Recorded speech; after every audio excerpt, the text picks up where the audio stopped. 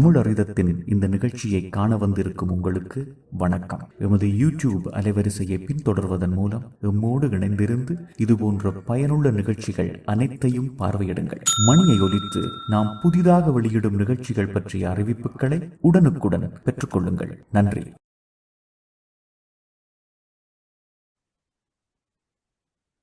அனைவருக்கும் வணக்கம்.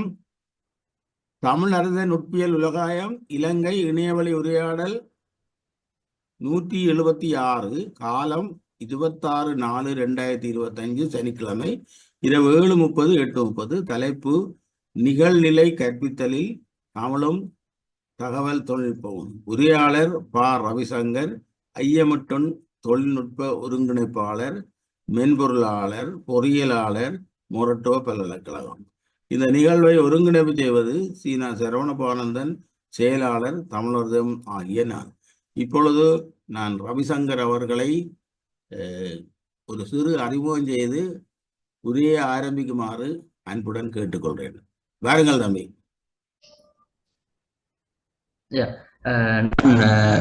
பாவனா ரவிசங்கர். நான் மொரட்டுவை பல்கலைக்கழகத்தில் இன்ஃபர்மேஷன் டெக்னாலஜி எனும் டிகிரியை முடித்துக்கொண்டு இப்போது ஐஎம்எட்டன் அமைப்பின் தொழில்நுட்ப உதவியாளராகவும் மென்பொருள் பொறியியலாகவும் பணியாற்றி கொண்டிருக்கின்றேன். எனக்கு மிக்க சந்தோஷம் இந்த மாதிரி ஒரு செயலமர்வில் கலந்து கொண்டதற்கு. நன்றி.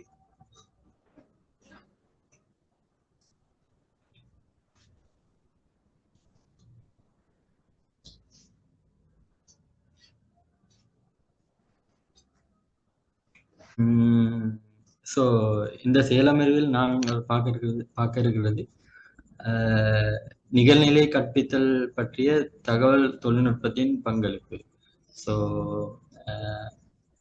எப்படி இன்ஃபர்மேஷன் டெக்னாலஜி டீச்சிங்க்கு எப்படி பயனுள்ளதாக அமைகிறது என்பது தான் நாங்கள் இப்போதைக்கு நாம் பார்க்க இருக்கின்றோம். இந்த செயலமர்வில் நவீன கல்வியில் தகவல் தொழில்நுட்பத்தின் பங்கு மற்றும் மாணவர்களின் ஈடுபாட்டை அதிகரிக்கும் வழிகள் மற்றும் அத்தியாவசிய கருவிகள் மற்றும் தளங்கள் என்ற விடயங்களை இந்த செயலமர்வில் தகவல் பகிரலாம் என்று விரும்புகிறேன். ஸோ முதலில் தகவல் பரிமாற்ற சாதனங்கள், அதாவது கம்யூனிகேஷன் டூல்ஸ் என்னன்னா நம்மளோட ஸ்கூல்ஸ் ஸ்டடீஸ் டீச்சிங்ஸுக்கு இப்படி என்னென்ன டூல்ஸ் வந்து இப்போதைக்கு நம்மளோட நல்ல பழக்கமான டூல்ஸ் என்னென்ன இருக்குதுன்னு நாங்கள் பார்ப்போம். அதாவது எல்லாருக்கும் தெரிஞ்ச Zoom, அதற்கு ஒரு இணையாக கூகுள் மீட், மைக்ரோசாஃப்ட் டீம்ஸ் என்ற ஒரு செயலிகள் நாங்கள் இப்போது வழமையாக பயன்படுத்தி கொண்டிருக்கின்றோம். இது வந்து லைவ் கிளாஸ் ரூம் செய்யறதுக்காக பயன்படுகிறது. அதே மாதிரி வாட்ஸ்அப் டெலிகிராம் சொல்றது ஒரு ஒரு ஒரு ஒரு மெசேஜை எப்படி நாங்கள் டிரான்ஸ்ஃபர் பண்றது, எப்படி மெசேஜை பரிமாற்றுறது என்ற மெசேஜை பரிமாற்றுறதுக்காக ஒரு செயலிகள் தான் வாட்ஸ்அப், டெலிகிராம் சொல்லிட்டு. இதே மாதிரி நிறைய இருக்கிறது. அதே மாதிரி அடுத்ததுன்னு சொன்னா இமெயில் வந்து ஒரு டாக்குமெண்ட்ஸை நாங்கள் ஷேர் பண்றது, ஒரு லெட்டர் ஒன்று சப்மிட் பண்றது, அந்த மாதிரி நிறைய விஷயங்களுக்கும் இமெயில் யூஸ் ஆகுது. இப்போ நாங்கள் பார்த்தது வந்து ஒரு கம்யூனிகேஷன் டூல்ஸ். இதுகள் வந்து இந்த ஐடி தகவல் தொழில்நுட்பத்துல நாங்கள் டீச்சிங் பண்ணும்போது எந்தெந்த செயலிகளை வந்து நாங்கள் பயன்படுத்தினா நமக்கு இலகுவாக நம்மளோட கற்பித்தலை வந்து மேற்கொள்ளக்கூடியதாக இருக்கும்.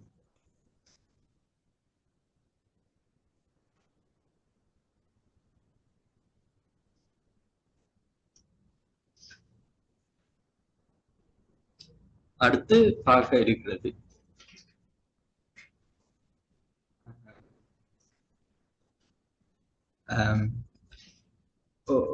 ஒரு ஆசிரியரை வைத்துக்கொண்டு எப்படி மற்ற மற்ற வகுப்பறைகளுக்கு பாடசாலைகள்ல மற்ற வகுப்பறைகள் அந்த ஆசிரியர் இல்லாத சந்தர்ப்பத்தில் ஒரு ஆசிரியரை வைத்துக்கொண்டு மற்ற வகுப்பறைகளுக்கு எப்படி பாடம் கற்பிப்பது. இதற்கு நாங்கள் இப்ப செய்த ஒரு சூம் செயலியை பயன்படுத்திக் கொள்ளலாம். எப்படி என்று பார்த்தால் ஒரு ஒரு வகுப்பறையில ஒரு ஆசிரியர் அந்த பாடத்தை கற்பிக்கும் போது அந்த அந்த அந்த படித்துக் கொள்கிறோம் ஒரு வீடியோவை மற்ற வகுப்புகளுக்கு டிரான்ஸ்மிட் பண்ணும்போது மற்ற வகுப்பறைகள் அந்த ஆசிரியர் இல்லாமல் ஒரு வகுப்பில் படித்து கொடுத்த அந்த விடயத்தில் மற்ற வகுப்பறைகள்ல அதை வந்து பார்த்து அந்த ஆசிரியர் இல்லாத ஒரு பிரச்சனையை வந்து தீர்க்கக்கூடியதாக இருக்கும்.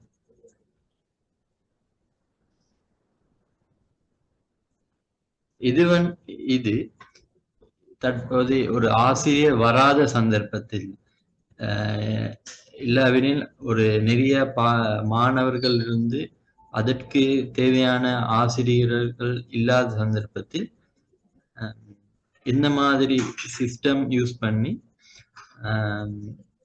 அந்த நம்மட டீச்சிங்ஸை வந்து செய்தால் ரொம்ப வினைத்திறனா வந்து பாடசாலைகள்ல மாணவர்கள் பயன்பெறுவார்கள்.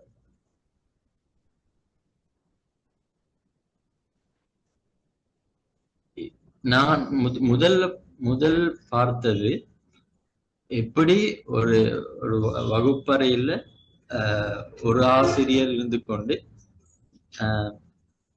மற்ற வகுப்பறைகளுக்கு அதை டிரான்ஸ்மிட் பண்றது.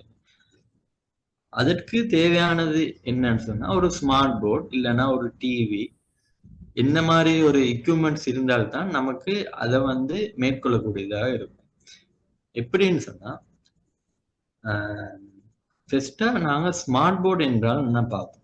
ஸ்மார்ட் போர்டு என்கிறது ஒரு முக்கியமான ஒரு எக்யூப்மெண்ட்ஸ், எல்லா கிளாஸ் ரூம்களுக்கும் ஒரு முக்கியமான எக்யூப்மெண்ட்ஸ். ஸ்மார்ட் போர்ட பயன்கள் என்னன்னு சொன்னா பயன்படுத்துவது எளிதானது, மற்றது ஏதாவது பிழையாய் செய்தாலும் அதை வந்து இலகுவாக சரி செய்து கொள்ளக்கூடியதாக இருக்கும். அதாவது ஈஸி டு கரெக்ஷன்.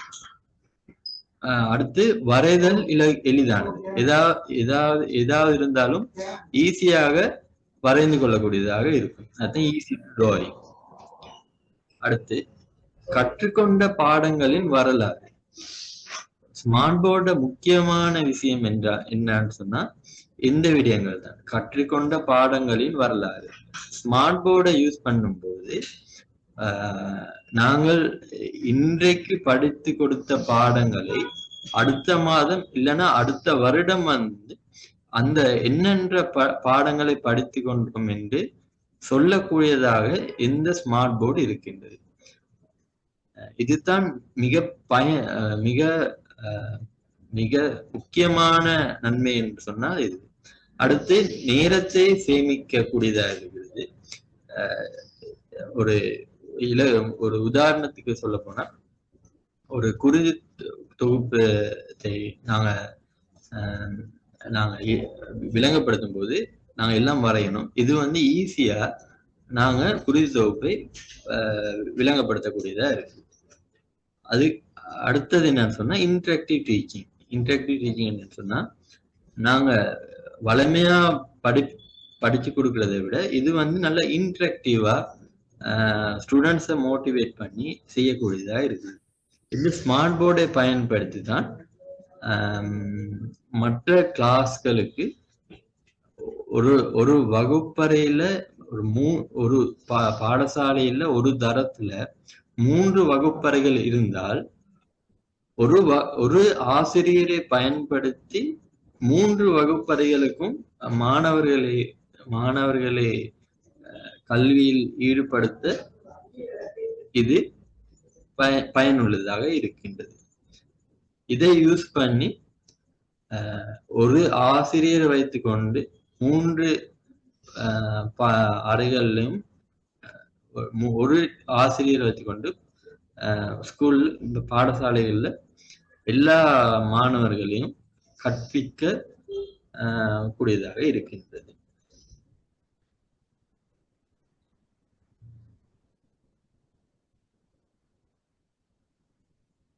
அடுத்து கற்றல் அனுபவங்களை எப்படி மாணவர்களிடையே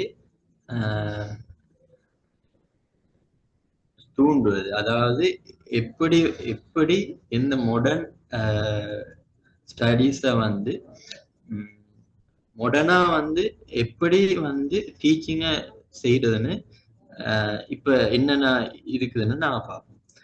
அதாவது பாடசாலையில ப்ராக்டிகல்ஸ் இருக்கு. ப்ராக்டிகல்ஸ் வந்து எல்லாரும் தண்ட அனுபவங்கள்ல செய்து கொள்ள முடியாத நிலைமை இருக்கிறது. வளப்பற்றாக்குறை அதுகளை அந்த மாதிரி விடயங்களை இந்த டெக்னாலஜியை வைத்து கொண்டு அதை வந்து ஒரு முடிவுக்கு ஓரளவு முடிவுக்கு கொண்டு வரக்கூடிய வசதி இருக்குது. இப்ப எக்ஸாம்பிள் பார்க்க போனா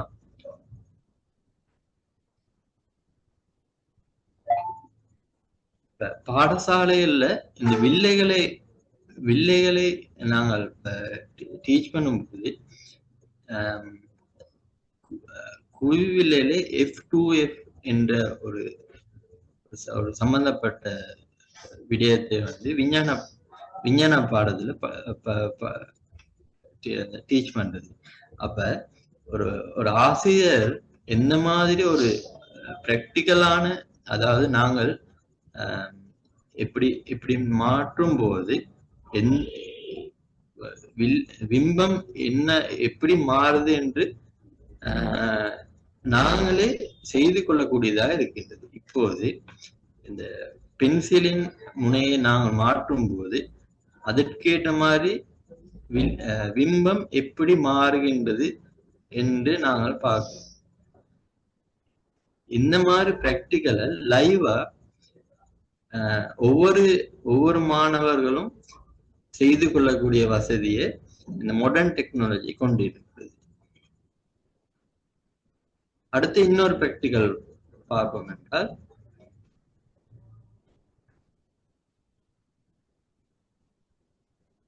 ஒரு மாணவன் ஒரு பந்தை எறியும் போது எத்தனை பாகையில் வீசினால் அந்த பந்து எவ்வளவு தூரத்தில் ஒரு பிராக்டிக்கல். இந்த பிராக்டிக்கல் எந்த மாதிரி ஒரு ஆன்லைன் சிமுலேஷன் யூஸ் பண்ணினால் ரொம்ப இலகுவாக இந்த பிராக்டிக்கலை வந்து எல்லாரும் குறைந்த நேரத்தில் இதை பயன்படுத்திக் கொள்ளக்கூடியதாக இருக்கிறது.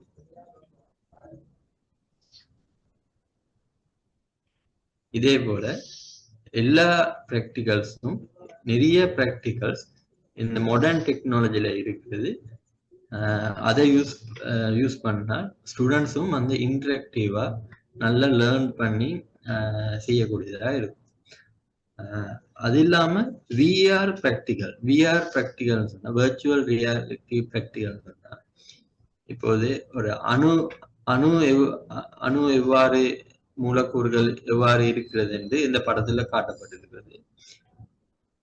இத எப்படி பார்க்கணும்னு சொன்னா, இப்படி கண்ணுல ஒரு விஆர் ஹெட்செட்னு சொல்றது. அந்த ஹெட்செட்டை நாங்க அணிந்து கொண்டு நம்மட கண்ணுல வந்து தெரியும் என்னென்ன மூலக்கூறுகள் எப்படி எப்படி இருக்கிறது, அதை அசைத்தால் என்னென்ன மாதிரி மாறப்போகுது, என்ன மாதிரி ஒரு அனுபவத்தையும் இந்த விஆரை யூஸ் பண்ணி நாங்க செய்து கொள்ளுறது. அடுத்து என்னன்னு சொன்னா, ஒரு ரசாயனத்துல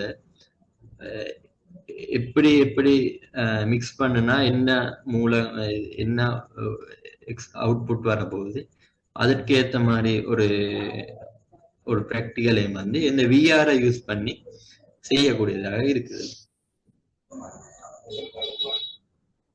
அடுத்து என்னன்னு அடுத்து லேர்னிங் மேனேஜ்மெண்ட் சிஸ்டம்னு ஒன்று. அதுல முக்கியமானது என்னன்னு சொன்னா மூடில் என்றால் என்னன்னு சொன்னா ஒரு லேர்னிங் மேனேஜ்மெண்ட் சிஸ்டம். அதை பயன்படுத்தி கொண்டு ஒரு ஒரு பாடசாலையில ஒரு வருடத்துல அந்த பாடங்கள்ல எல்லா தரவுகளையும் அதுல நாங்க அப்லோட் பண்ணா அந்த தரவுகளை வந்து அந்த அந்த வருட இறுதியில் மாணவர்கள் வந்து அந்த எல்லா பாடங்களையும் வந்து தலைப்பு ரீதியாக மீள் ரிப்பீட் ஸ்டடிங் பண்றதுக்கு ரொம்ப இலகுவாக இருக்கும். இது மூடல்ல அடுத்து நிறைய ஒவ்வொரு பாடசாலைகளுக்கும் வந்து இந்த மூடல் சிஸ்டம் கட்டாயமானது.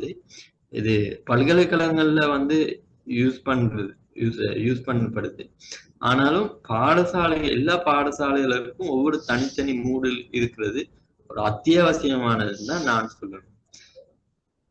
இதுல மூடல் போது ஒரு குயிஸ் செய்யலாம். ஒரு குயிஸ் எக்ஸாம் பேப்பர் எல்லாமே மூடல்ல செய்யக்கூடியதா இருக்கும். நிறைய ஆப்ஷன்ஸ் இருக்கு. ஒவ்வொரு மாணவர்களும் தங்களது எக்ஸாம் பேப்பர்ஸை வந்து செய்யலாம். அதுலயும் நிறைய ஆப்ஷன்ஸ் இருக்கு. இப்போது நமக்கு வந்த கேள்வி மற்றவர்களுக்கு அந்த கேள்வி வராது. பக்கத்துல இருந்தாலும் நமக்கு வந்த கேள்விகள் பக்கத்தில் உள்ளவருக்கு வராது. அப்ப நிறைய ஒரு ஒரு சரியான ஒரு எம்சிக்யூ பேப்பர் செய்யறதுன்னா அந்த மூடலை யூஸ் பண்ணி செய்யக்கூடியதாக இருக்கும். இதுல நிறைய ஆப்ஷன்ஸ் இருக்கு. அதுல மூடல்ங்கிறது ஒரு இலகுவானது என்னன்னு சொன்னா அந்த கூகுள் கிளாஸ் ரூம் மாதிரி இருக்குது. அதே மாதிரி கூகுள் ஃபார்ம்ங்கிறது அதுல ஒரு மிக சிறிய பங்கு தான் அந்த குயிஸ் இல்லைன்னா கூகுள் கிளாஸ் ரூம். அதுல ஒரு பெரிய ஒரு வேலையை செய்ய போறது ஒரு மூடல்ங்கிறது ஒரு ஓப்பன் சோர்ஸ் பிளாட்ஃபார்ம். மூடல வந்து எல்லா பாடசாலைகளையும் இது பயன்பட்டால்தான் அடுத்து வருகிற நம்ம டெக்னாலஜியோட நாங்களும் மூவ் பண்ணக்கூடியதா இருக்கும்.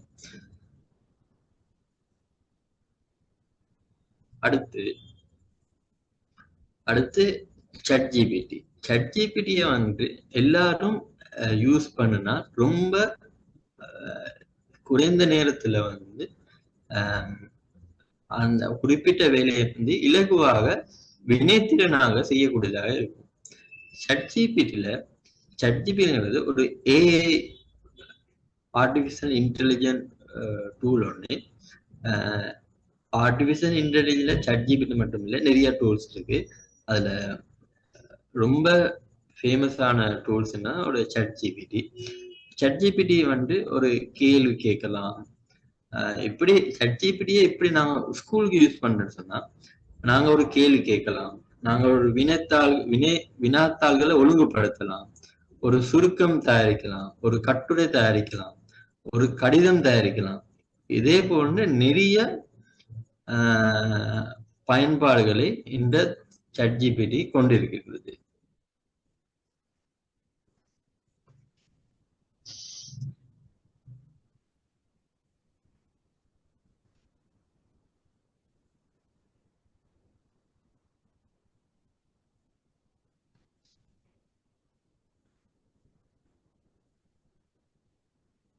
ChatGPT ஒரு எக்ஸாம்பிளை நாங்க பார்ப்போம். ChatGPT-ய எப்படி நாங்க ஒரு பாடசாலைகள்ல யூஸ் யூஸ் பண்றதுன்னு பார்ப்போம். இப்ப நமக்கு ஒரு 10ஆம் ஆண்டுல கணித பாடத்துக்கு ஒரு 30 நிமிடத்துல ஒரு பேப்பர் ஒண்ணு எனக்கு எக்ஸாம் பேப்பர் ஒண்ணு வேணும். அதை எப்படி நாங்க எப்படி ஜெனரேட் பண்றதுன்னு பார்ப்போம். அப்ப நான் ChatGPT-ல கேட்கணும்,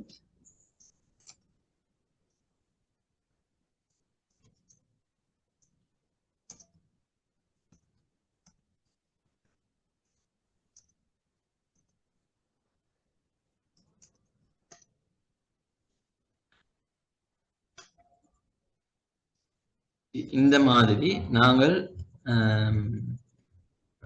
ஒரு கேள்வியை கேட்கும்போது ChatGPT எப்படி ஒரு ஆன்சரை தருகிறது நாங்க பார்ப்போம்.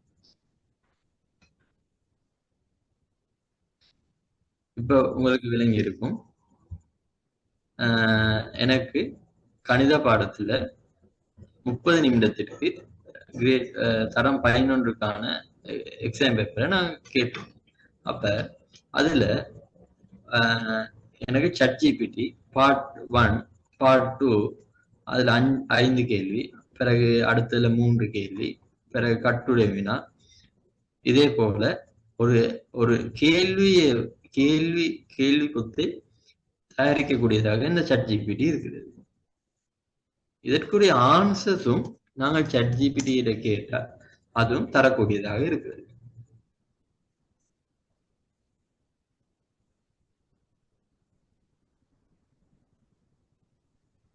இப்போ நீங்க பார்த்தது போல ChatGPT-ல நாங்கள் கேள்வி கேட்டோம், அதற்குரிய ஆன்சர்ஸும் இதுல வந்து கொண்டிருக்கு. இதே போல எல்லா கேள்விகளையும் ChatGPT-ல கேட்டு நாங்கள் தெரிந்து கொள்ளக்கூடியதாக இருக்கிறது.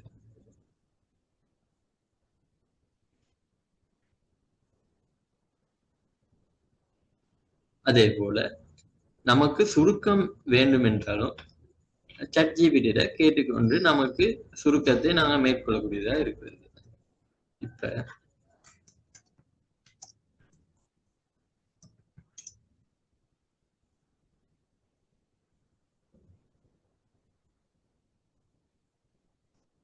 கணித பாடம்னால அது சுருக்கம் இல்லை.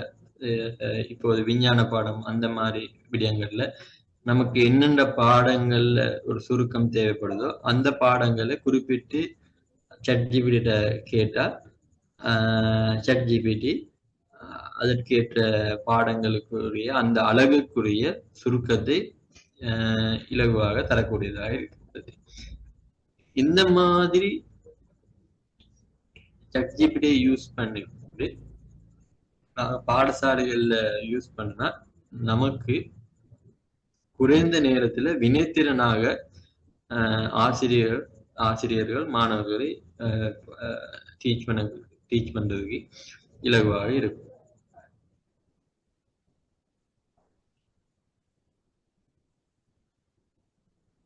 அடுத்து எல்லா பாடசாலைகளிலும் இணைய வசதி குறைபாடு இருக்கின்றது. அந்த இணைய வசதி குறைபாடு உள்ள இடங்கள்ல நாங்கள் எந்தெந்த மாதிரி இந்த டிஜிட்டல் டெக்னாலஜியை யூஸ் பண்ணலாம்னு பார்ப்போம். இப்போது ஸ்ரீலங்கால நிறைய இடங்கள்ல இன்டர்நெட் வசதி கொஞ்சம் குறைவாகத்தான் இருக்குது. அதுல இப்ப இன்டர்நெட் வசதி இல்லாம ஒரு டிவி இல்லைன்னா ஒரு ஸ்மார்ட் போர்டு இல்லைன்னா ஒரு ப்ரொஜெக்டர் இந்த மாதிரி ஒரு டிஸ்பிளே, ஏதாவது ஒரு டிஸ்பிளே இருந்தா அந்த டிஸ்பிளே வைத்து கொண்டு ஒரு ஆசிரியர்கள் குறைவான இடங்கள்ல அந்த மாணவர்களுக்கு தேவையான ஒரு கல்வி லேர்னிங் மெட்டீரியலை நாங்க ஒரு ஆஃப்லைன் மூலமாக டவுன்லோட் பண்ணி வைத்து கொண்டால் அதை மாணவர்களுக்கு காட்டி மாணவர்கள் இலகுவாக அதை லேர்ன் பண்ணி படித்துக் கொள்வார்கள். இந்த மாதிரி மாணவர்கள் படிக்கும்போது அவர்கள் ஏதாவது ஒரு விளங்காத விடயத்தை திருப்பி திருப்பி அந்த வீடியோவை பார்த்து பார்த்து ஏதாவது விலங்கலைன்னா திருப்பி அந்த மாணவர்கள் நிறுத்தி திருப்பி படித்துக் கொள்ளக்கூடியதா இருக்கும். இந்த மாதிரி விடயங்களை பாடசாலைகள் பயன்படுத்தினா மாணவர்கள் ரொம்ப பயன்பெறுவார்கள். இப்படி செய்யும் போது மாணவர்கள் இன்டர்நெட் யூஸ் பண்ணும்போது சில வேளை தேவையான விடயங்களை பார்ப்பதை தவிர்த்து கொள்ளக்கூடியதாக இருக்கின்றது. அதே போல நேரத்தையும் சேமித்து மாணவர்களுக்கு வினைத்திறனாக கற்பிக்கக்கூடியதாகவும் இந்த ஆஃப்லைன் மெட்டீரியல் என்ற சிஸ்டம் வந்து ஒரு பாடசாலைக்கு ஒரு அத்தியாவசியமானது.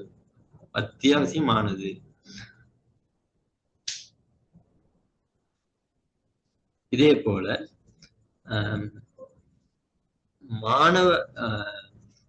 ஆசிரியர்கள்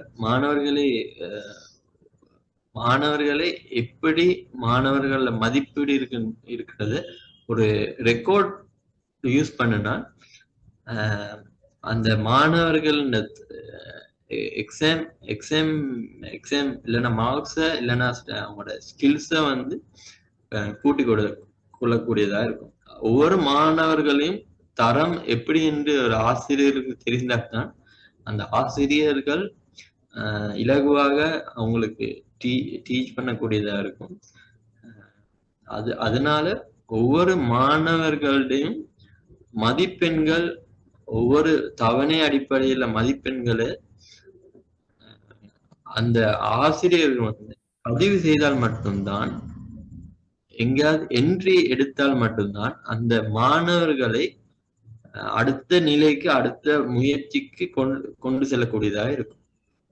அது எப்படின்னு சொன்னா, இப்ப அடுத்த விடயங்களை நான் சொல்லுவேன். அதாவது கூகுள் எக்ஸல் இல்லைன்னா கூகுள் ஷீட் அந்த மாதிரி ஒரு சின்ன இலகுவான ஒரு செயலியை யூஸ் பண்ணி சாஃப்ட்வேர் யூஸ் பண்ணி மாணவர்களை தவணை ரீதியாகவும் வருட ரீதியாகவும் சப்ஜெக்ட் ரீதியாகவும் ஒரு 10 வருடம் ஒரு மாணவர்கள் எப்படி அந்த மார்க்ஸ் பெர்ஃபார்மன்ஸ் பண்றாங்கன்னு சொன்னா அதற்கேற்ற மாதிரி அதற்கு யாரு ஆசிரியர் படித்து கொடுத்தார்கள், என்னென்ன ஒரு வருடத்திற்கு எத்தனை நாட்கள் அந்த பாடங்கள் நடைபெற்றது, எல்லா அடிப்படை டேட்டா வைத்துக்கொண்டு அந்த பாடசாலைகள்ல அந்த ஒரு மாணவர்களோட மதிப்பெண்களை வந்து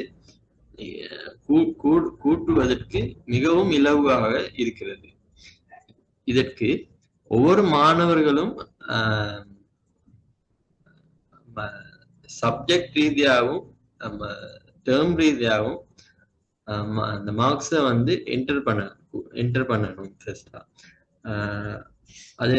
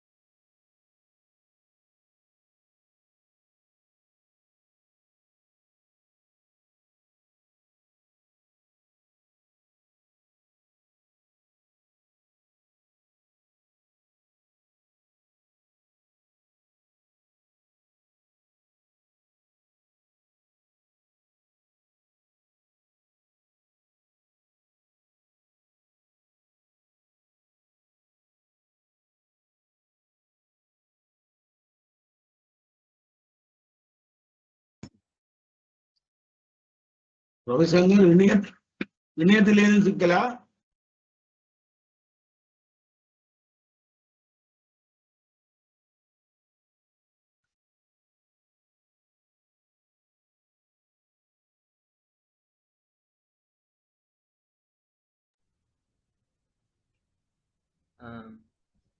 மன்னிக்கவும்.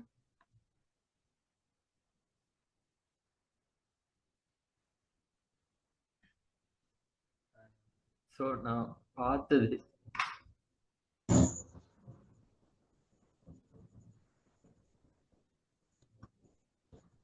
ஓகே. நான் பார்த்தது இந்த மாணவர்களை எப்படி ஒரு ஸ்கூல் மேனேஜ்மெண்ட்ல என்ன மாதிரி இம்ப்ரூவ்மெண்ட் பண்றதுன்னு சொல்லிட்டு. அப்ப ஆசிரியர்களையும் ஆசிரியரோட டேட்டாவும் நமக்கு ஒரு மேனேஜ்மெண்ட் சிஸ்டத்தில் இருந்தால்தான் அந்த ஆசிரியர்களோட வருகையை கூட்டுவதற்கும் நமக்கு ஈஸியாக இருக்கும். அதே போல மாணவர்கள் எக்ஸ்ட்ரா கரிக்குலர் ஆக்டிவிட்டிஸும் நமக்கு என்னென்ன மாணவர்கள் என்னென்ன எக்ஸ்ட்ரா கரிக்குலர் ஆக்டிவிட்டிஸ் இருக்காங்க அப்படின்னு ஒரு டேட்டா இருந்தால்தான் நமக்கு எல்லா அந்த ஸ்கூலோட பெர்ஃபார்மன்ஸும் நமக்கு கூட்டக்கூடியதாக இருக்கும்.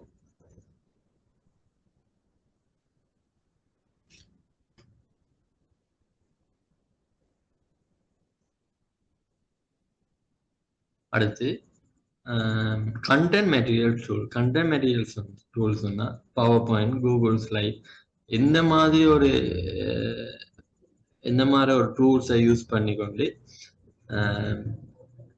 நமக்கு பாடசாலைகளில் யூஸ் பண்ணுனா, இப்போ நான் யூஸ் பண்ணி கொண்டு இருக்கிறதும் கூகுள் பவர் பாயிண்ட் கூடுதலான நிறைய பேருக்கு தெரியும்.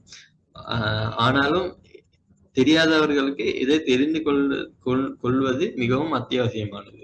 இந்த பவர் பாயிண்ட் டூல்ஸ் மாதிரி நாங்கள் ப்ரெசன்டேஷன் செய்து நாங்கள் டீச் பண்ணும்போது நமக்கு எல்லா விடயங்களையும் அந்த மாணவர்களுக்கு கொண்டு செல்லக்கூடியதாக இருக்கும். பவர் பாயிண்ட் மாதிரி எல்லாம் செய்யாமல் இருந்தால் நமக்கு அந்த நேர முகாமைத்துவம் சரியாக இல்லாமல் என்ன சில விடயங்களை மறந்து படிச்சு கொடுக்காமல் நாங்க அடுத்த பாடங்களுக்கு போகக்கூடியதா இருக்கும்.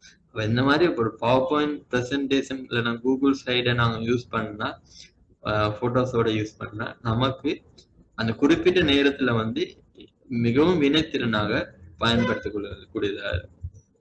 அதே மாதிரி நமக்கு அந்த யூடியூப்ல பயன்படுத்தி கொண்டு அந்த கிளாஸ் ரூமை ரெக்கார்ட் பண்ணி யூடியூப்ல நாங்க அப்லோட் பண்ணா பிறகு அடுத்த வருஷம் இல்லைன்னா அடுத்த மாதத்துல கூட மாணவர்கள் அதை திருப்பி அதை ரிப்பீட் செய்து அதை படிக்கக்கூடியதாக இருக்கும். அதே மாதிரி பிடிஎஃப் டாக்குமெண்ட்ஸ் இந்த மாதிரி விடயங்களையும் பிடிஎஃப் எப்படி கிரியேட் பண்றது, டாக்குமெண்ட்ஸ் எப்படி கிரியேட் பண்றது அப்படின்னு நாங்க கட்டாயம் தெரிந்து கொள்ள வேண்டியதாக இருக்கிறது.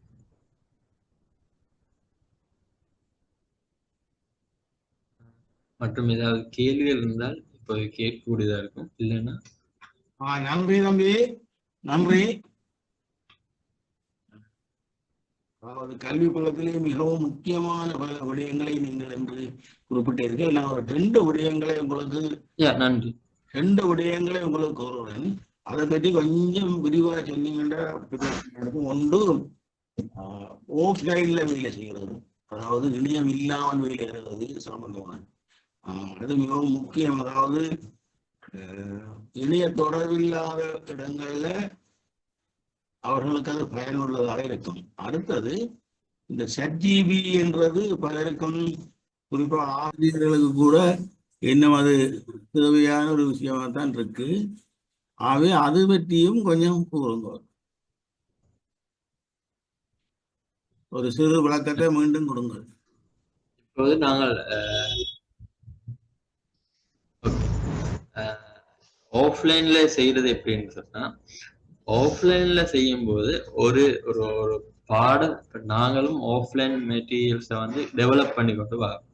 அதே மாதிரி பாடசாலைகளும் அந்த ஆஃப்லைன் மெட்டீரியல்ஸை டெவலப் பண்ணலாம். எப்படி சொன்னா, ஒரு தரமான ஆசிரியர் இருந்தால் அந்த ஆசிரியர் படிச்சு கொடுக்கறது, இல்லைன்னா வந்து ஒரு டெடிகேட்டா அந்த ஆசிரியர் வந்து ஒரு அறையில வந்து மாணவர்கள் எப்படி படிச்சு கொடுக்கணும் என்பது ஒரு ரெக்கார்டிங் ஆல்ரெடி பண்ணிருக்கு.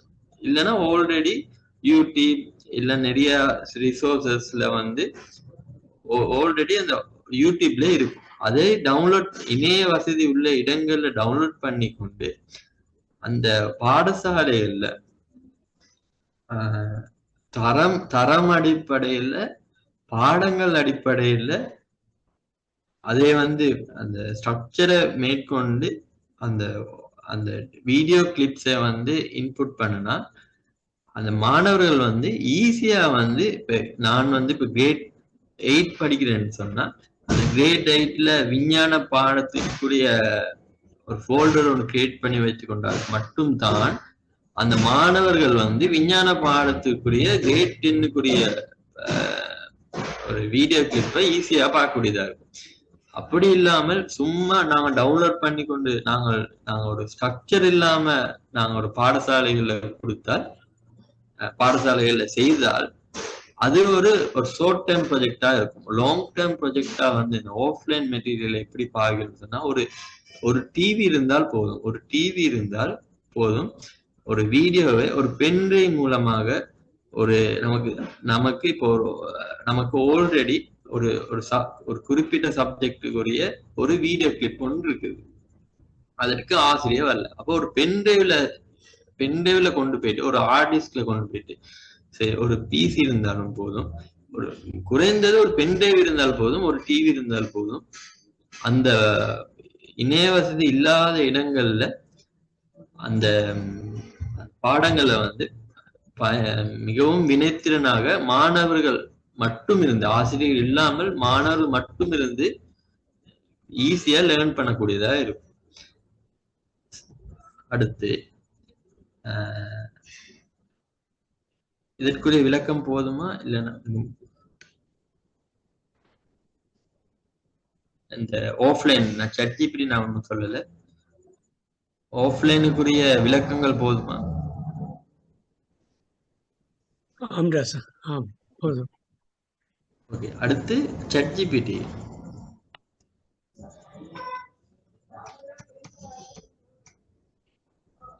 ChatGPTன்னு சொல்லும்போது ChatGPT-ய வைத்துக்கொண்டு நாங்க ஒரு நார்மலா எல்லாரும் ChatGPT யூஸ் பண்றது ஒரு லெட்டர் செய்யறதுக்கு, இல்லைன்னா ஒரு கேள்வி கேட்கறது மட்டும் தான் யூஸ் பண்றோம். ஆனா ChatGPT-ய வச்சுக்கொண்டு ஒரு ஸ்கூல்ல ஒரு ஃபுல் சிஸ்டம் ஒன்னே செய்து கொள்ளலாம். ChatGPT-ல இப்ப நமக்கு ஒரு ஆசிரியர் ஒரு மாணவர்கள் எவ்வளவு ஒரு வினாத்தாள்களை செய்து கொள்றார்களோ அதற்கேற்ற மாதிரிதான் அந்த மாணவர்கள் வந்து அந்த ஒரு எக்ஸாம்ல வந்து பெர்ஃபார்மன்ஸ் பண்ணக்கூடியதாக இருக்கும். அதனால மாணவர்கள் எவ்வளவு கேள்வி எக்ஸாம் பேப்பர் செய்யறாங்களோ அதற்கேற்ற மாதிரி ஒரு அவுட்புட் தான் வந்து அந்த மாணவர்கள் பயனடைவார்கள். அதற்கு அது என்றாலும் ஆசிரியர்கள் ஒரு குறிப்பிட்ட நேரத்துல ஒரு எக்ஸாம் பேப்பர்ஸை ஒரு ஜென்ரேட் பண்றது ஒரு கஷ்டமான விடயம்ல ஒரு நேரத்தோட ஒரு கஷ்டமான விடயம். அதற்கு இந்த ChatGPT யூஸ் பண்ணலாம். இப்போது நாங்க ஒரு அலகு ஒரு 40 நிமிடத்துல படிச்சு கொடுத்த பிறகு நாங்கள் ஒரு 30 நிமிடத்துக்கு படிச்சு கொண்டு ஒரு 10 நிமிஷத்துக்கு நாங்க கேள்விகளை செய்து கொண்டால் அதுதான் ஒரு வினைத்திறனாக ஒரு கற்பித்தலாக இருக்க போகுது. அது இல்லாம ஒரு 40 நிமிடத்துக்கு ஃபுல்லாவே நாங்க படிச்சு கொடுத்தா அதுக்குரிய எப்படி நாங்கள் எக்ஸாம்ஸுக்கு நாங்க தயாராகுவது, பேப்பர்ஸுக்கு நாங்க தயாராகுவது ஒரு சிக்கலான நிலை ஒன்று இருக்கு. அப்ப நாங்க ஒரு 30 நிமிடத்துக்கு படித்துக்கொண்டு 10 நிமிடத்துக்கு அது சம்பந்தப்பட்ட அழகுக்குரிய எக்ஸாம் பேப்பர்ஸை நாங்க ஸ்டூடெண்ட்ஸுக்கு நாங்க கொடுத்தா அது வந்து ஒரு கடைசியான எக்ஸாம் பேப்பர்ஸுக்கு நம்ம ரொம்ப யூஸ்ஃபுல்லா இருக்க போகுது. அப்ப நாங்க இந்த ChatGPT வந்து ஒரு எக்ஸாம் பேப்பர் செய்யறதுக்கும் நாங்க ஃபுல்லா யூஸ் பண்ணலாம். இப்ப இது சொன்ன மாதிரிதான் இப்ப நான் முதல்ல கேட்டது கணித பாடத்துக்கான ஒரு 30 நிமிடங்கள். இப்போ நான் சயின்ஸ் பாடத்துல ஒரு ஒரு சமரி ஒண்ணு கேட்க போறேன்.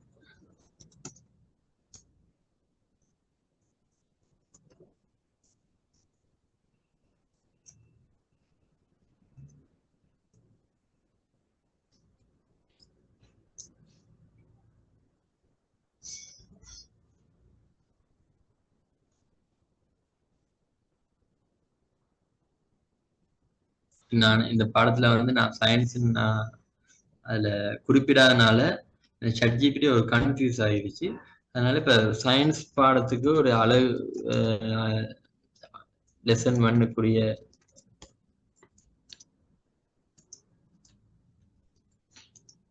ஒரு சுருக்கத்தை கேட்டா அது ஓரளவு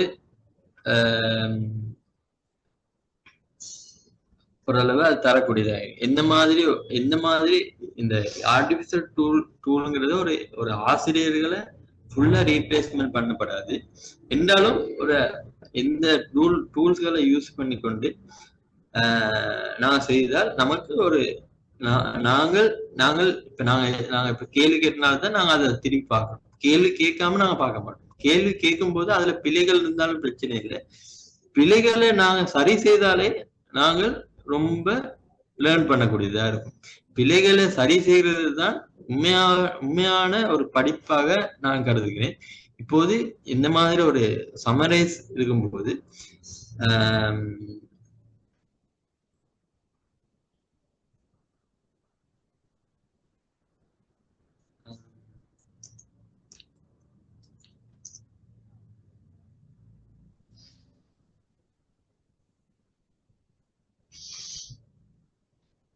அதற்கு தேவையான விடயங்களை இந்த ChatGPT தரக்கூடியதாக இருக்கிறது. பொதுவாக ChatGPT இங்கிலீஷ்லயும் தரும். ஆனா இது வந்து தமிழ்ல தரக்கூடியதாக இருக்கிறது. தமிழ்லயும் கேட்கலாம், இங்கிலீஷ்லயும் வரும். உங்களுக்கு என்ன மாதிரி கன்வீனியன்டா இருக்குதோ அதுக்கேற்ற மாதிரி ChatGPT யூஸ் பண்ணிக்கூடியதாக இருக்கும்.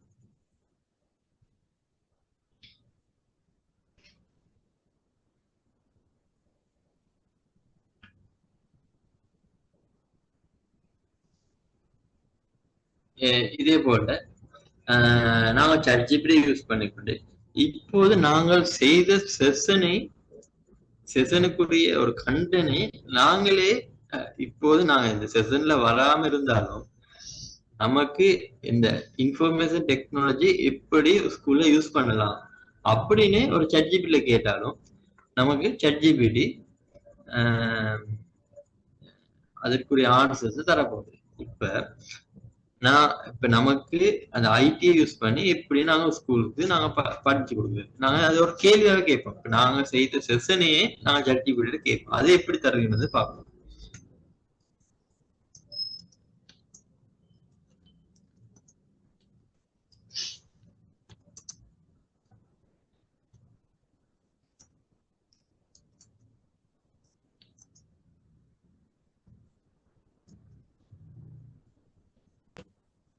தம்பி, அடுத்த வினாக்களுக்கு நாங்கள் வாய்ப்பளிக்கிறேன். இலங்கையின் மட்டக்களப்பில் இருந்து பேசுகின்றேன். இன்றைய வாழ்வோடு இணைந்து போன இந்த இணையமும் அதனுடான பயன்களும் பல அதனை கற்றல் கற்பித்தலில் கொண்டு வரும் பொழுது தற்காலத்தில் சிறந்த விடயங்களை சொல்லியிருந்தீர்கள். இதற்கு மேலதிகமாக ஒரு உயர் தொழில்நுட்ப ரீதியான ஒரு வினாவை இங்கே உங்களிடம் கேட்கவிருக்கின்றேன். அதாவது மெட்டா எஜுகேஷன், நீங்கள் அண்மையில் அது ஆரம்பிக்கப்பட்டு சிறப்பாக பல மேற்கத்திய நாடுகளில் நடத்தப்பட்டு வருகின்றது. அதாவது ரியல் அண்ட் விர்ச்சுவல் சேர்ந்த மாதிரி, அல்லது விர்ச்சுவலேயே ரியலாக, அதாவது தமிழில் மெய்நிகர் வகுப்பறைகளை, மெய்நிகர் சூழலை அப்படியே உண்மை சூழலாக மாற்றும் அளவுக்கு இந்த தொழில்நுட்பம் வளர்ந்துள்ளது. அந்த வகையில் இடம்பெறுகின்ற கற்று கற்பித்தல் சார்பான விடயங்கள் சிலவற்றை இங்கே முன்வைத்தால் உபயோகமாக இருக்கும் என்று நினைக்கிறேன். வாருங்கள். மெட்டாவர்சஸ்ங்கிற சொல்றது வந்து ஒரு வெர்ச்சுவல் ரியாலிட்டியோட ஒரு ஆக்மெண்டட் ரியாலிட்டின்னு தான் சொல்லணும். வெர்ச்சுவல் ரியாலிட்டிங்கிறது விட ஆக்மெண்டட் ரியாலிட்டின்னு சொன்னா நாங்க ஒரு ஏரியாவையே நாங்க ஒரு அதுல ஏரியால இருந்து செய்யக்கூடியதாக இருக்கும். ஏரியால இருந்து நாங்க அதற்கேற்ற ஒரு ஒரு எக்ஸாம்பிள் தான் நான் இந்த பாடத்துல சொல்லியிருந்தேன். இதுவும் மெட்டாவேசஸ் மாதிரிதான். இப்ப ஒரு ஒரு ரசாயன பரிசோதனை வந்து எல்லாருக்கும் அந்த அந்த சாத்தியம் கிடைக்காது. அந்த சில சில சில கெமிக்கல்ஸ் வந்து ஸ்கூல்ஸ்ல இல்லாம இருக்கும். அப்ப இந்த ஆக்மெண்டட் ரியாலிட்டி விஆர் நீங்க சொல்ற மாதிரி மெட்டாவேசஸ் சொல்ற அட்வான்ஸ் இருந்தது. அந்த மாதிரி ஒரு சிஸ்டம் யூஸ் பண்ணா எல்லா மாணவர்களுக்கும் ஒரு விஆர் ஹெட்செட்டை நான் போட்டா எல்லா மாணவர்களும் தானாகவே வந்து அந்த ப்ராக்டிக்கலை செய்து கொள்ளக்கூடியதா இருக்கும். இப்ப இதுதான் இப்ப அணுக்கள் வந்து எப்படி அமைந்துருக்கு, எப்படி ஒரு ஹெட்செட்டை நாங்க தலையில செலுத்தினா எந்தெந்த மாதிரி அணுக்கள் இருக்கிறதுன்னு நாங்க பார்க்கணும். இது வந்து இப்போதே யூஸ் பண்ணணும். ஏன்னா ஃபியூச்சர்ல இந்த மாதிரி டூல்ஸ் வந்து ரொம்ப ரொம்ப இம்பார்ட்டன்ட் ஆனது. இப்போதைக்கு இந்த மாதிரி டூல்ஸ் வந்து பாடசாலையில யூஸ் பண்றது இல்லை. இருந்தாலும் இது வந்து ஒரு ஃபியூச்சர்ல ரொம்ப ரொம்ப இம்பார்ட்டன்டான ஒரு விடயமா தான் நான் சார் கேட்டது. ரொம்ப முக்கியமான விடயம். இதை வந்து பாடசாலைகளை எப்படியாவது கொண்டு செல்ல வேண்டியது பாடசாலை கையில் இருக்குது. ஸோ இதுதான் மெட்டாவேசஸ். அதுல ஒரு அட்வான்ஸ் அதுல ஒரு VR augmented virtual reality augmented ரியாலிட்டின்னு சொல்றது. அது மெட்டாவேசஸ் சொல்றது ஆக்மெண்டட் ரியாலிட்டி சம்பந்தப்பட்டது. ஆமாண்டா சார், நன்றி. என்னிடம் இன்னும் ஒரு வினா இருக்கின்றது. யாராவது வினாவுக்கு முன்பு சந்தர்ப்பத்தில் அதை கேட்கலாம் நினைக்கிறேன். எஸ், அதாவது கற்றல் கற்பித்தலின் விளைவுகளை நாங்கள் மீளாய்வு செய்ய வேண்டும். கட்டாயம் படிப்படியான மீளாய்வினூடாகத்தான் பிள்ளைகளுடைய பின்தங்கிய பகுதிகளை கண்டு அதனூடாக அவர்களுடைய அடைவை மேம்படுத்துறதுக்கு மிகவும் பொருத்தமாக உபயோகமானதும் இருக்குது. எங்களுடைய கல்வி முறைமைகளில் அதிகமாக தியரி சம்பந்தப்பட்ட, அதாவது குறிப்புகள், தேற்றங்கள், அறிவோடு தொடர்புடைய திறன்களை தான் இங்கே நாங்கள் அறிவுடையங்களை தான் கூடுதலாக மதிப்பிடக்கூடியதாக இருக்குது. ஆனால் நீங்கள் இந்த இடத்துல சொல்லியிருந்தீங்கள் பெர்ஃபார்மன்ஸ் ட்ராக்கிங் என்ற ஒரு விஷயத்தை சொல்லியிருந்தீங்கள். அதுலேயும் வந்து அதாவது நாலேஜுக்கு அப்பாற்பட்ட வகையான செயற்பாடுகள், அதாவது ஆட்டிடியூட், பிஹேவியர்ஸ் சொல்லலாம் போன்ற விடயங்களை பற்றி அதில் சொல்லியிருந்தீங்க. அது சார்பாக ஏதாவது மென்பொருட்கள் பகுதிகள் உள்ளனவா? அதாவது திறன் மதிப்பீட்டுக்கு, அவங்களுடைய மனோபாவ மதிப்பீட்டுக்கு, அவங்களுடைய ஆர்வங்களை கண்டுபிடிக்கக்கூடிய மாதிரி, அவர்களுடைய விருப்பமான பகுதிகளை எடுக்கக்கூடிய மாதிரி இந்த மாதிரி இந்த ஆப்ஸ் ஏதாவது இருக்குதா? அதில் பயன்பாடு இருக்குதா? இருந்தால் மென்பொருள்கள் நிறைய இருக்குது. மென்பொருள்கள் தனித்தனியான வகையில இருக்குது. என்ன இருந்தாலும் ஒரு குறித்த ஒரு சிறிய ஒரு ஸ்கில்ல வந்து எல்லா பாடசாலைகளிலும் இலகுவாக யூஸ் பண்ணக்கூடியது வந்து எக்ஸல் ஸ்ப்ரெட்ஷீட் கிட்டத்தட்ட ஒண்ணுதான். ஸ்ப்ரெட்ஷீட்டை யூஸ் பண்ணி கொண்டு நாம எல்லா performance tracking, student performance, mark sheet, summary, எந்தெந்த மாணவர்கள் 90க்கு மேல எடுத்திருக்காங்க, 90க்கு கீழே எடுத்திருக்காங்க, 60க்கும் 70க்கும் 70க்கும் மார்க்ஸ் எடுத்தாக்கள் எத்தனை பேர்னு ஃபுல்லாவே இந்த ஸ்ப்ரெட்ஷீட்ல வந்து செய்து கொள்ளக்கூடியதா இருக்கும். அந்த அவ்வளவு தொழில்நுட்பம் வாய்ந்ததுதான் அந்த ஸ்ப்ரெட்ஷீட். அந்த ஸ்ப்ரெட்ஷீட்டை வந்து யூஸ் பண்ணா எல்லாருக்கும் ஈஸி. அதாவது எக்ஸலுங்கிறது அது எக்ஸல் மாதிரி தான் ஸ்ப்ரெட்ஷீட்ல எல்லாரும் ஒரு என்டர் பண்ணிருப்பீங்க, எத்தனை மார்க்ஸ் என்டர் பண்ணிருக்கீங்க. ஆனா அதிலேயே வந்து ஒரு சமரைஸ் பண்ணக்கூடிய வசதி அதிலே இருக்கிறது. அதிலேயே ஒரு செல்லுல வந்து 60க்கும் 70க்கும் உடைய மாணவர்கள் எண்ணிக்கையை வந்து அதுல ஈஸியாவே அதுல ஸ்ப்ரெட்ஷீட்டை பயன்படுத்தி கொண்டு செய்யலாம். எனக்கு தெரிஞ்ச ஒரு பாடசாலை, மிகவும் பிரசித்தி பெற்ற பாடசாலை, மாணவர்கள அட்டெண்டன்ஸ் மாதிரி 32 மொடியூல்ஸ் வந்து அந்த பாடசாலைகள்ல ஸ்ப்ரெட்ஷீட்டை மட்டும் யூஸ் பண்ணி செய்து கொண்டிருக்காங்க. மிகவும் பிரசித்தி பெற்ற பாடசாலை. தனிமையாக ஸ்ப்ரெட்ஷீட் மட்டும்தான் யூஸ் பண்ணி இந்த பெர்ஃபார்மன்ஸ் அனலிசிஸ் செய்யறாங்க. அந்த ஸ்ப்ரெட்ஷீட்டை யூஸ் பண்ணி ஃபுல்லா இருக்கிற எல்லா சாஃப்ட்வேர்ல உள்ள எல்லா விடயங்கள்லயும் ஈஸியா வந்து மெனுவலா கஸ்டமைஸா, அதாவது ஒரு சாஃப்ட்வேர் வந்து அதுக்குன்னே செய்ய போகணுமோனா அது ஒரு தேர்ட் பார்ட்டி ப்ரொவைடர் அது அவங்க செய்யலாம். அது இல்லாம இந்த ஸ்ப்ரெட்ஷீட்டை யூஸ் பண்ணி செய்யலாம். இப்ப நான் சொல்றதுக்கு மேலதிகமாக ஒரு பாடசாலையில இன்வென்ட்ரி, ஒரு எத்தனை பாடசாலைகள்ல இன்வென்ட்ரி வந்து டிஜிட்டலைஸ் பண்ணிருக்காங்க. ஒரு பாடசாலையில பன்சன் பேர்னர் எத்தனை இருக்கிறது, எத்தனை பன்சன் பேர்னர் நமக்கு தேவை, எத்தனை பன்சன் பேர்னர் நமக்கு ஒரு உடைந்த நிலையில இருக்குதுன்னு அப்ப நார்மலா பாடசாலையில இப்போது இருக்கும்போது ஒரு இன்வென்ட்ரி புக்ல தான் பார்க்கணும். இன்வென்ட்ரி புக்ல நாங்க மெனுவலா பாக்குறது வந்து ஒரு நினைச்சு பார்க்காத கஷ்டமான வேலை. அதை வந்து டிஜிட்டலைஸா நாங்க யூஸ் பண்ணும்போது நமக்கு தெரியும் எந்தெந்த கருவிகள் வந்து எத்தனை இருக்கிறது, எங்கெங்க இருக்குதுன்னு ஃபுல்லா டிஜிட்டலைஸா நமக்கு ஈஸியா பாத்துக்கலாம். நாங்க ஒரு பெரிய ஒரு 1000-2000 நாங்க என்ட்ரி பண்ணாலும் ஸ்ப்ரெட்ஷீட்ல இருக்குது நமக்கு சர்ச்சிங்கிறது ஆப்ஷன். எல்லா சாஃப்ட்வேர்ல செய்யற எல்லா விடயங்களையும் இந்த ஸ்ப்ரெட்ஷீட்டை பயன்படுத்தி செய்து கொள்ளலாம்.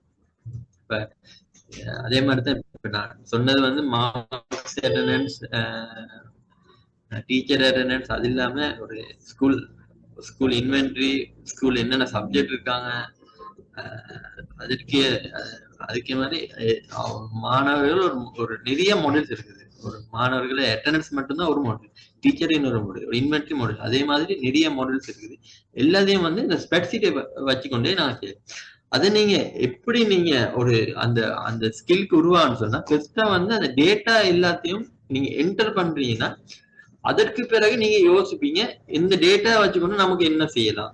இப்ப மார்க்ஸ ஒரு மாணவர்கள் எந்தெந்த கிரேட் 1, 2, 3ல என்னென்ன மார்க்ஸ்ன்னு நாங்க ஃபர்ஸ்டா என்டர் பண்ணனால்தான் அதற்கு பிறகுதான் நாங்களே யோசிப்போம் அந்த மார்க்ஸை வச்சுக்கொண்டு எனக்கு தேவை, எனக்கு 40க்குரிய மார்க்ஸ் தேவை அப்படின்னு நான் திங்க் பண்ணும்போது நமக்கு ஒட்டோவாவே நாம ChatGPT யூஸ் பண்ணி நாங்க இப்படி ஒரு 40க்கு 60க்குரிய ஆட்களோட எண்ணிக்கையை வந்து எப்படி நாங்க ஸ்ப்ரெட்ஷீட்ல இப்படி செக் பண்றது ChatGPTல கேட்டாலே அது ஒரு ஆன்சர் தரும். அதை யூஸ் பண்ணிக்கொண்டு ஒரு சிறிய நாலேஜ் உள்ள ஆசிரியர்களும் இந்த ஸ்ப்ரெட்ஷீட்டை பயன்படுத்தி கொண்டு அந்த மாதிரி சமரைஸ் எல்லா கிராஃப் எல்லாத்தையும் ஸ்ப்ரெட்ஷீட்ல வச்சுக்கொண்டு செஞ்சு கொடுக்கக்கூடியதா இருக்கும்.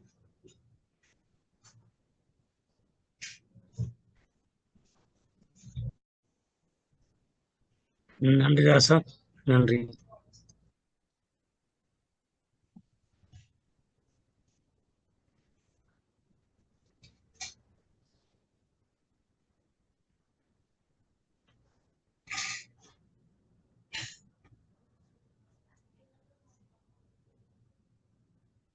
உங்களோட வினாக்களை முடிச்சுட்டீங்களா?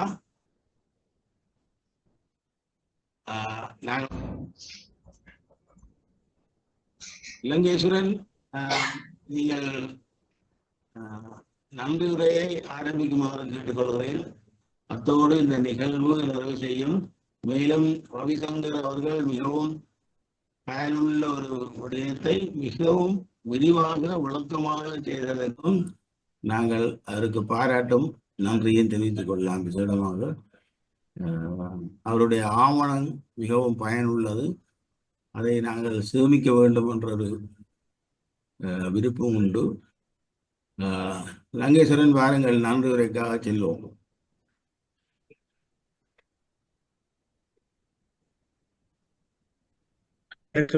வணக்கம். தமிழகத்தின் இணைச்சிகளாக தமிழர் சார்பில் இந்த நன்றி உரையாற்ற வந்திருக்கின்றேன். இன்றைய 176வது உரையாடலை சிறப்பாக இனிதாக இந்த வேளையிலே நிறைவேற்றி முடித்திருக்கின்ற திரு பாவண்ணா ரவிசங்கர் தம்பி அவர்கள், ஒருங்கிணைப்பாளராக ஐஎம்முட்டின் நிறுவனத்தில் இருந்து கொண்டு ஒரு மென்பொருள் பொறியாளராக மருத்துவ பல்கலைக்கழகத்தில் இணைந்து கொண்டுள்ளார். இவருக்கு பூர்ண நன்றி சொல்லிக் கொள்வதோடு சில வேண்டுகோளையும் வெளியிட விரும்புகிறேன். ஆங்கிலத்தில் சிங்களத்தில் முழுமையாக பணியாற்றீர்கள் போல தெரிகிறது. அதேபோல் எமது தாய் தமிழுக்கும் மீற வேண்டும் என்று வாழ்த்துகின்றேன். அடுத்ததாக இந்த நிகழ்வில் இதுவரை நேரம் கலந்து கொண்டு பல வினாக்களையும் எழுப்பி ஐயங்களை தீர்த்து கொண்ட அனைவருக்கும் நன்றியை கூறிக்கொள்கின்றேன். இடைவிடாது இறுதி வரை இந்நிகழ்வை எடுத்துச் செல்வேன் என்று எப்பொழுதும் ஒரே முனைப்பாக இங்கே எங்களுடன் இந்த நிகழ்வை தொடர்ச்சியாக நடத்தி கொண்டிருக்கும் எமது செயலாளர் சரணந்தாய் அவர்களுக்கும் நான் கூறிக்கொள்கிறேன்.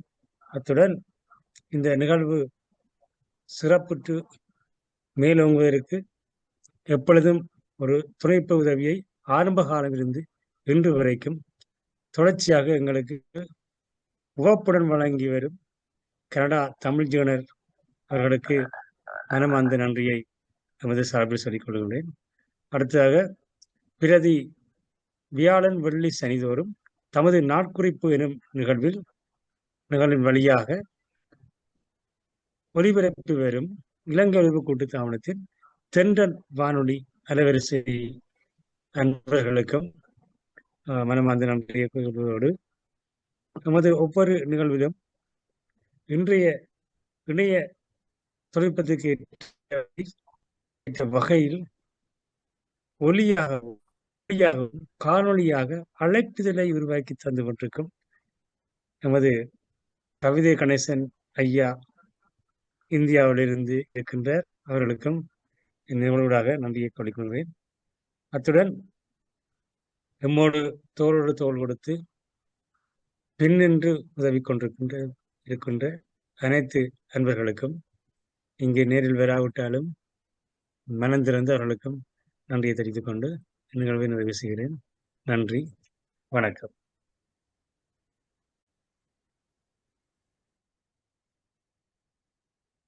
நன்றி லங்கேஸ்வரன். மீண்டும் ரவிசங்கரைக்கு எங்களுடைய நன்றியை தெரிவித்து இந்த நிகழ்வில் இருந்து நாங்கள் இப்பொழுது விடைபெற இருக்கின்றோம் என்று கூறிக்கொள்கிறேன். நன்றி, அனைவருக்கும் நன்றி.